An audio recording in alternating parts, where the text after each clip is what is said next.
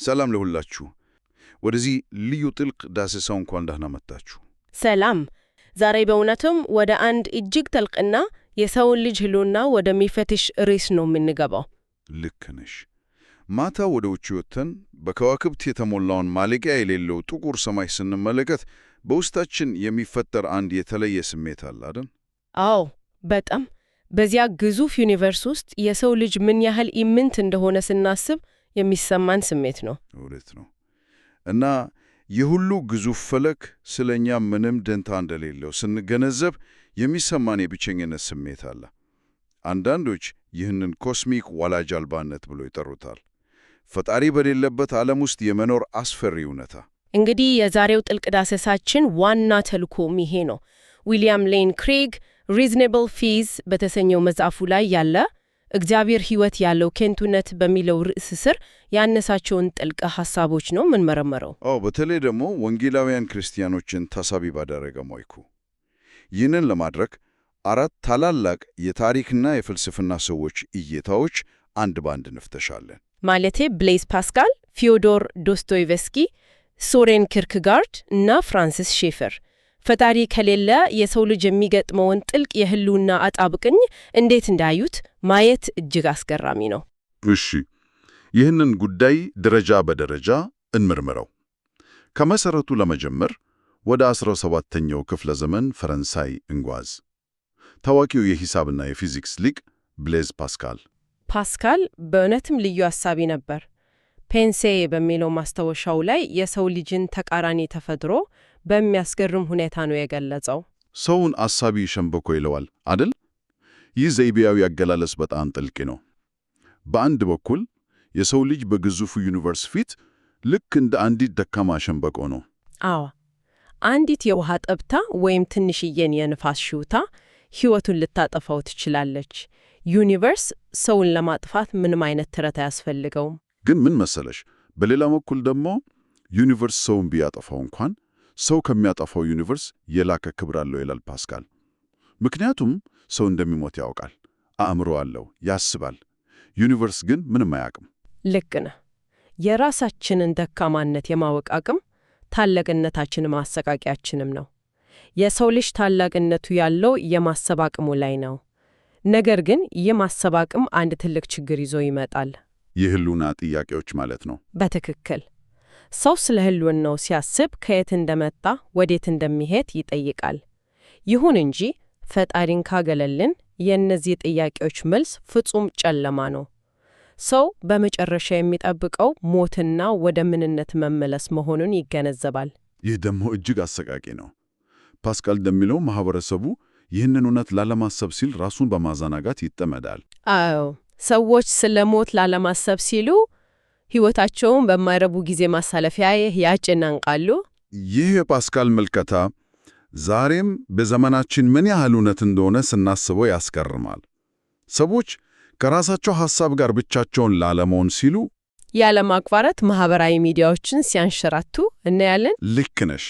ተከታታይ ፊልሞችን ያለ እረፍት ሲመለከቱ ወይም ደግሞ በሥራ ሩጫ ውስጥ ራሳቸውን ሲደብቁ ፓስካል ይህንን ራስን ማዘነጋት እንደ ትልቅ እብደት ነው የሚያየው።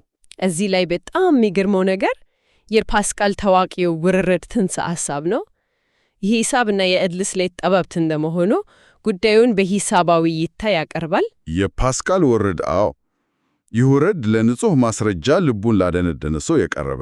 ፓስካል እንዲህ ይላል፣ እግዚአብሔር የመኖሩና ያለመኖሩ ጉዳይ በእኩል ዕድል ላይ የተንጠለጠለ ነው ብለን ብናስብ አንድ ብልህ ሰው የትኛው ላይ መውራረድ አለበት? ማመን ማለኪያ የሌለው ጥቅም ሲኖረው ማለትም የዘላለም ሕይወት ምንም የሚያሳጣው ነገር ሳይኖር ማለት ነው።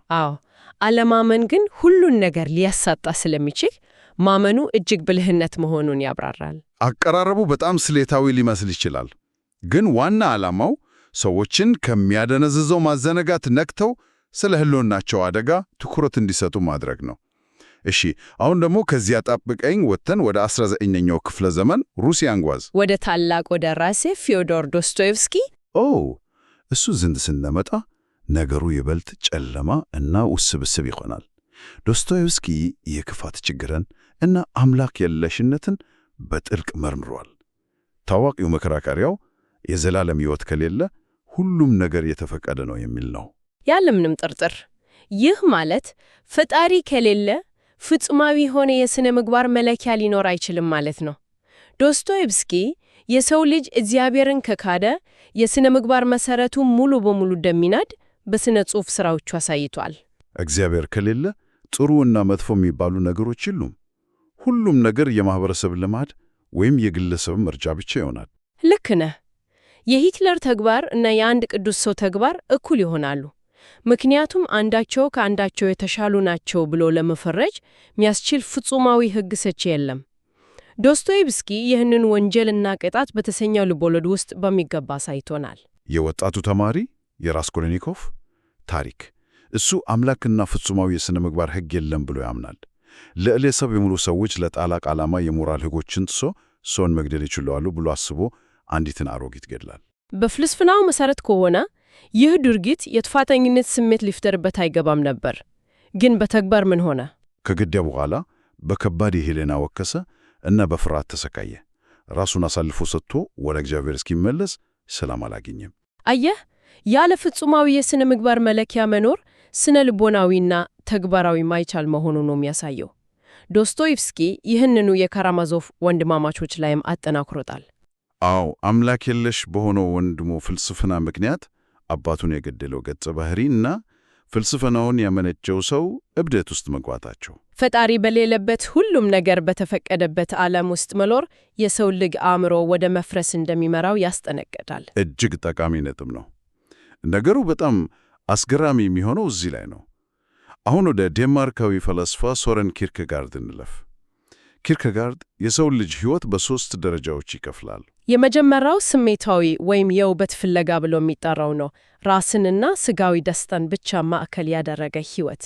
ይህ ደግሞ በመጨረሻ ወደ ከባድ መሰላለችና ባዶነት ይመራል አይደል? አዎ። ሰው ከዚህ ሲሰለቸው ወደ ሁለተኛው ማለቱም ወደ ስነ ምግባራዊ ደረጃ ይሸጋገራል። እዚህ ላይ በሕግጋት እና በሞራል ለመኖር ጥረት ያደርጋል። ነገር ግን የሰው ልጅ ይህንን ሙሉ በሙሉ መፈጸም ስለማይችል መጨረሻው የጥፋተኝነት ስሜትና ኩነኔ ይሆናል። እውነት ነው። እናም እዚህ ላይ ሦስተኛውና የመጨረሻው ደረጃ ይመጣል። መንፈሳዊው ደረጃ የኃጢአት ስርየትና ከፈጣሪ ጋር የግል ግንኙነት የሚገኝበት ብቸኛው የእውነተኛ እርካታ ደረጃ። ይህንን ከሰፊው አውድ ጋር ስናገናኘው ከስነ ምግባራዊው ወደ መንፈሳዊው ደረጃ ለመሸጋገር የእምነት ዝላይ እንዴት እንደሚያስፈልግ እንረዳለን። ይህ ዝላይ ምክንያታዊነትን የተሻገረ ነው አይደል? አዎ፣ የእምነት ዝላይ ማለት ምክንያታዊ ያልሆነ ማለትም በንጹሕ ስነ ምክንያት እና በሞራል ጥረት ብቻ ወደ እግዚአብሔር መድረስ እንደማንችል አምኖ በእግዚአብሔር ጸጋ ላይ መደገፍ ማለት ነው። ይህ ከሌለ የሰው ልጅ በተስፋ መቁረጥ ውስጥ ነው የሚቀረው። ታዲያ ይህ ሁሉ ሲጠቀለል ምን ማለት ነው? ይህንን ለመመለስ ወደ ዘመናዊው የባህል ተሟጋች ፍራንሲስ ሼፈር እንሸጋገር። ሼፈር በምዕራቡ ዓለም ባህል ውስጥ እየተስፋፋ የመጣውን የተስፋ መቁረጥ መስመር አጥኗል። የዚህ ችግር ስር መሰረት በፍልስፍና በተለይም የፍጹማዊ እውነቶችን ሕልውና በሚክደው የሄግል ፍልስፍና እንደሚጀምር ሼፈር በደንብ ያስረዳል። የሄግል አስተሳሰብ ቋሚ እና ፍጹም እውነት የለም የሚል ነው አይደል? ልክ ነህ። ሼፈር እንዳጠናው ይህ እውነትን የማፍረስ ዘመቻ ቀስ በቀስ ወደ ባህል ዘልቆ ገባ፣ ወደ ስነ ጥበብና ሙዚቃ ጭምር። በምንጩ መሠረት ይህንን በግልጽ የምናየው ትርጉም አልባ ቲያትር በሚባለው ዘውግ እና በአብስትራክት ስነ ጥበብ ውስጥ ነው። የጆን ኬጅ ሙዚቃም ትልቅ ምሳሌ ነው። አዎ፣ ጆን ኬጅ ምንም አይነት ቅንብር የሌለው በዘፈቀደ ድምጾች የተሞላ ሙዚቃ አዘጋጅቷል። ዩኒቨርስ በዘፈቀደ የተፈጠረ ነው የሚለውን ለማሳየት። ሼፈር እንደሚለው ይህ ፍጹማዊ እውነታንና ፈጣሪን ያገለለ ዓለም እይታ የሰው ልጅን ሕይወት ዋጋ ያሳጣል። እኛም የሼፈርን ትንታኔ ብቻ ተጠቅመን ስንገልጸው ይህ ፍልስፍና ሲተገበር ወደ ጽንስ ማቋረጥና የሕፃናት ግድያ መምራቱ እንደማይቀር ያስጠነቅቃል። ምንጩ በግልጽ እንደሚያስቀምጠው የሰው ልጅ ከውድቀት ለማዳን ፍጹማዊ የሆነውን የክርስትና አምላክ መልሱ መቀበል ብቸኛው መፍትሔ መሆኑን ሼፈር ያሰምርበታል። እንግዲህ የዛሬውን ዳሰሳችንን ስናጠቃልል በተለያዩ ዘመናት የነበሩት እነዚህ አራት ታላላቅ ሐሳቢዎች በአንድ ሐሳብ ላይ ይስማማሉ። ይኸውም እግዚአብሔርና የዘላለም ሕይወት ከሌለ የሰው ልጅ ሕይወት ፍጹም ትርጉም አልባ፣ እሴት የለሽ እና ዓላማ ቢስ መሆኑን ነው። በትክክል የክርስትና አፖሎጀቲክስም ይህንን በማሳየት ታላቅ ሚና አለው። ይሄ ደግሞ አንድ በጣም አስፈላጊ ጥያቄን ያስነሳል። ምን አይነት ጥያቄ? ኤርኔስት ብሎክ የተባለው ፈላስፋ እንዳለው አምላክ የለሽ ሆነው ዘመናዊ ማህበረሰብ ትርጉም አልባነትን ለማምለጥ ሲል ሳያውቀው በድብቅ ካልፉት ክርስቲያናዊ እሴቶች የተበደረውን ክሬዲት ካርድ እየተጠቀመ ይሆን የሚለው ነው። ዋው! ይህ እጅግ ጥልቅና ለቀጣይ የግል ማሰላሰያ የሚሆን ሐሳብ ነው። እግዚአብሔርን ክዶ ነገር ግን ክርስትና ባመጣው የሞራል ካፒታል ላይ መኖር። ለዚህ ለተለየና በጥልቀት ለተዘጋጀ ዳሰሳ ጊዜ ስለሰጣችሁ ልባዊ ምስጋና እናቀርባለን። ዕውቀትን መፈለግና መመርመር ሁሌም ይቅጠል።